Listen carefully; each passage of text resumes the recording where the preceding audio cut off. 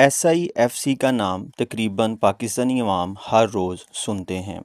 और अभी 2 दिन पहले BBC ने इसके ऊपर एक प्रोग्राम किया जिसका जो नतीजा था मेरे हिसाब से वो तो यही निकला कि जो हाइब्रिड रजीम है जिसमें आर्मी और सिविलियन जो क़यादत है ये कोशिश कर रही है पाकिस्तान में फ़ॉरेन इन्वेस्टमेंट लाने की, उसको अभी कोई खातिर ख्वाह जो है वो फ़ायदा नहीं हुआ। बहरहाल हम देखते हैं कि SIFC है क्या और इसकी ज़रूरत क्यों पेश आई। SIFC जो है ये है स्पेशल इन्वेस्टमेंट फैसिलिटेशन काउंसिल, और ये कह लें कि ये वो इमरान खान का जो विजन था जो हम सुनते थे उसका प्रो मैक्स है कि जी पाकिस्तान में जो फ़ॉरेन कंट्री से लोग हैं वो जॉब के लिए आएंगे, जो पाकिस्तानी हैं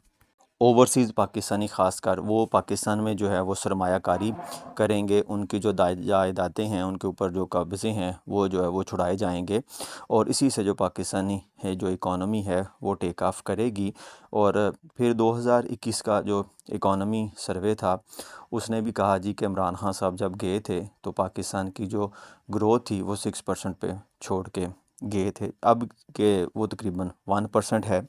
तो इमरान खान साहब की हुकूमत गिराए जाने के तकरीबन 2.25 साल बाद जो है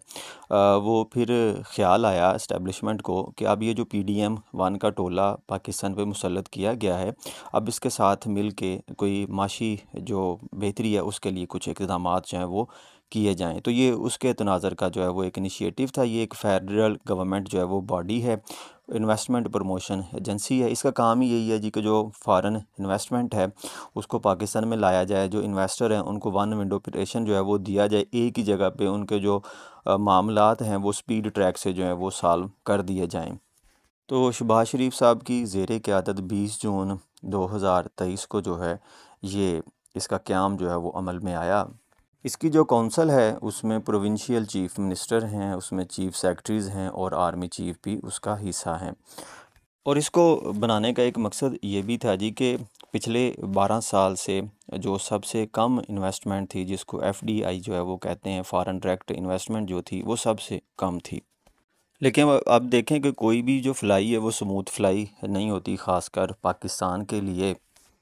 इस्लाम के नाम पे बनाया जाने वाला ये मुल्क हमेशा से ही, शुरू से ही कह लें कि जो है वो आंधियों की ज़द में ही रहा है। तो अब पिछले हफ्ते ही जो है जो ग्लोबल टेररिज्म इंडेक्स है GTI जो है उसने भी अपनी एक रिपोर्ट जो है वो शाया की।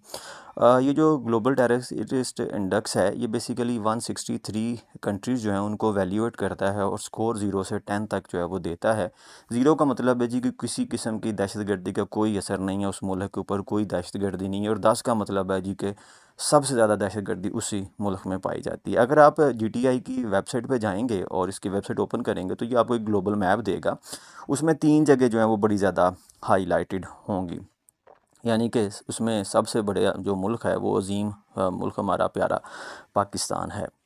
और यहाँ पे आप नक्शे की अगर बात करेंगे तो जो ये हमारा SIFC के ऊपर पाकिस्तान का नक्शा दिया गया उसमें जम्मू कश्मीर को पाकिस्तान का हिस्सा दिखाया गया, लेकिन जो GTI की वेबसाइट है इसके ऊपर जो पाकिस्तान का नक्शा है उसमें जम्मू कश्मीर को पाकिस्तान का हिस्सा जो है वो नहीं दिखाया गया। बहरहाल ये एक अलहदा से बहस है। तो अगर आप यहाँ पे देखें तो सबसे ऊपर जो है वो बुर्किना फासो है।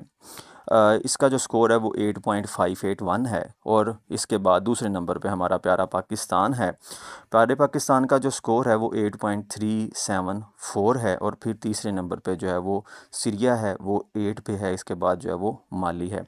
तो अगर हम टेररिस्ट इंडेक्स में जो है वो दूसरे नंबर पे फाल कर रहे हैं तो फिर फॉरेन इन्वेस्टमेंट जो है वो मुश्किल हो जाती है। और उसी के साथ अगर आप देखें तो डोनाल्ड ट्रंप जो इंतज़ामिया है उन्होंने पाकिस्तान के लिए ट्रैवल एडवाइज़री जो है वो जारी कर दी कि जनाब जो अमेरिकन शहरी हैं वो पाकिस्तान का सफ़र ना करें,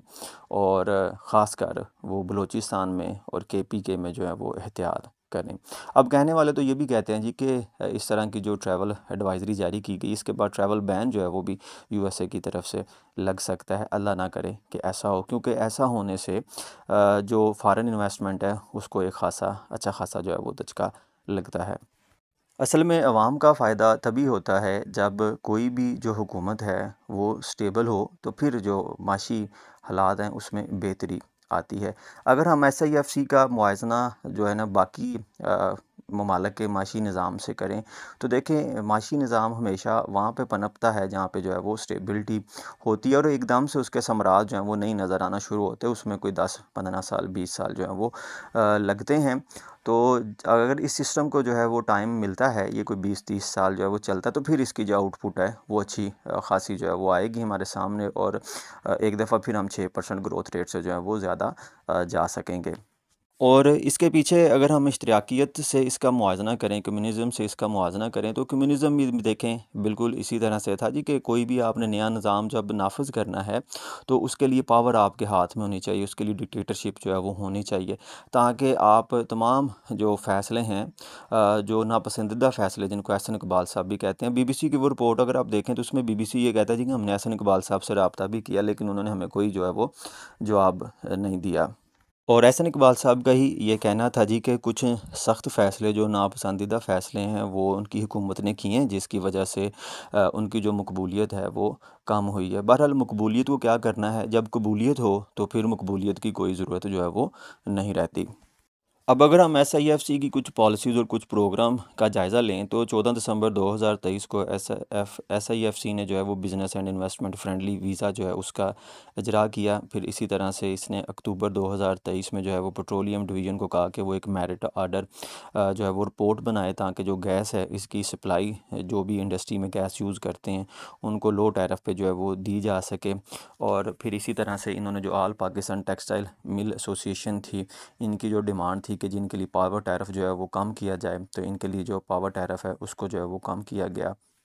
फिर 2024 में इन्होंने ऑडिट करवाया जो यूरिया फर्टिलाइज़र कंपनी थी, कि वो क्या क्वालिटी जो है वो सप्लाई कर रही हैं। अब यहाँ पे मज़े की बात यह है जी कि जो फौजी फर्टिलाइज़र है जिसका सोना यूरिया है, ज़्यादातर मार्केट तो उसी ने जो है वो कैप्चर की है। तो ये अच्छी बात है कि उन्होंने अपने घर से जो है वो ऑडिट शुरू किया है। फिर इसके बाद SIFC के ही तहत जो है वो आर्मी बैग क्रैकडाउन किया गया स्मगलिंग के ऊपर और होर्डिंग के ऊपर। सेमीकंडक्टर बनाने के लिए जो है वो पाकिस्तान ने इनिशिएटिव जो है वो लिए। अगर आप देखें तो दुनिया में जो सेमीकंडक्टर इंडस्ट्री है, ताइवान की बड़ी शानदार इंडस्ट्री है, कि बड़े ही लंबे अरसे से वो सेमीकंडक्टर बना रहा है और उनको एक्सपोर्ट भी जो है वो कर रहा है। अब अगर हम SIFC की वेबसाइट पे जाएंगे तो इसके नीचे हमें जो है ना वो 5 डिफरेंट कह लें कि इसके डिवीज़न जो है वो मिलेंगी, जिसमें एग्रीकल्चर एंड लाइफ स्टॉक है, IT एंड टेलीकॉम है, mines and minerals, energy and petroleum power है, इंडस्ट्री टूरिज़म एंड प्राइवेटाइजेशन है।